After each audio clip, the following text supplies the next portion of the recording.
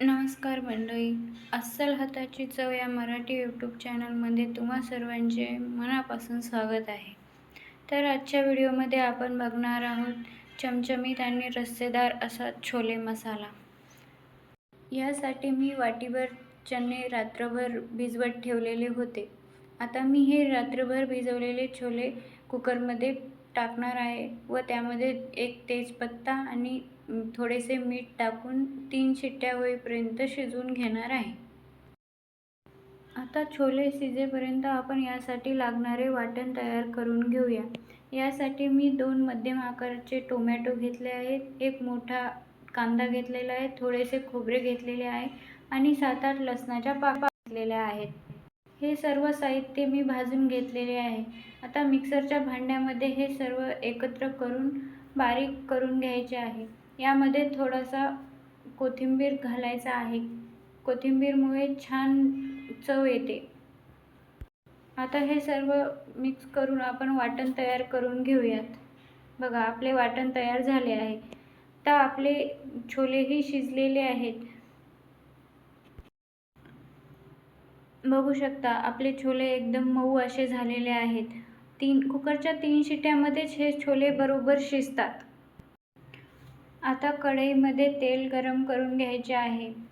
यामध्ये 1 चमचा जिरे टाकायचे आहे. जिरे चांगले तडतडले की आपण तयार केलेले वाटण घालायचे आहे. वाटण हे 3-4 मिनिट चांगले परतून घ्यायचे आहे. आता आपले वाटण चांगले 2-3 मिनिट परतून झालेले आहे.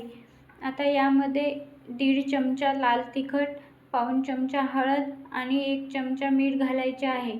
मीठ तुम्ही तुमच्या चवीनुसार घालू शकता.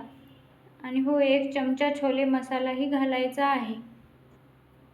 आपण अगोदर छोले शिजवताना मीठ टाकले होते, त्यामुळे मीठ तुम्ही तुमच्या चवीनुसारच टाकावे.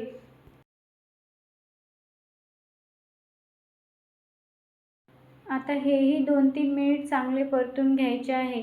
यामध्ये थोडेसे पाणी घालून 3 मिनिट हे शिजवून घ्यायचे आहे. जास्त पाणी घालायचे नाही, थोडेसे पाणी शिजण्यापुरते घालायचे आहे आणि 2-3 मिनिट हे वाटण शिजवून घ्यायचे आहे. जोपर्यंत याला तेल सुटत नाही तोपर्यंत हे वाटण शिजवून घ्यायचे आहे.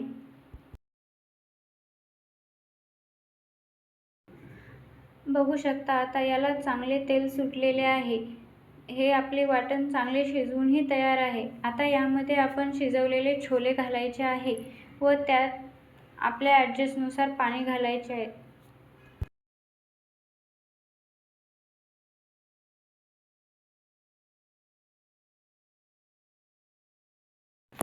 तुम्हाला ग्रेव्ही किती पातळ हवी आहे व दाटसर हवी आहे त्यानुसार तुम्ही पाणी घालू शकता. पाणी घातल्यानंतर याला एक उकळी येईपर्यंत चांगले शिजवून घ्यायचे आहे.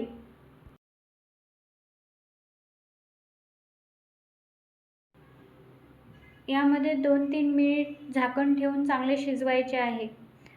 बघू शकता, आता आपले छोले चांगले शिजलेले आहेत व ग्रेव्हीही एकदम मस्त तयार झालेली आहे.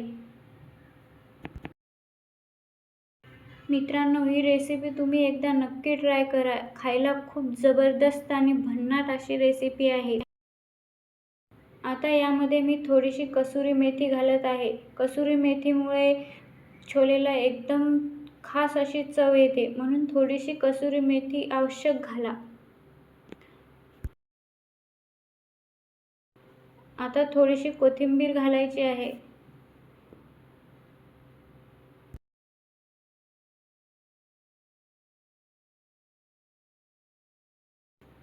तर मंडळी, तयार आहेत आपले रस्सेदार आणि चमचमीत छोले.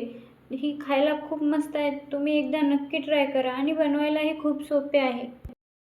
मित्रांनो, व्हिडिओ आवडल्यास एक लाईक, शेअर, कमेंट नक्की करा आणि व्हिडिओ कुठून बघताय कमेंट करून नक्की सांगा. थँक्यू.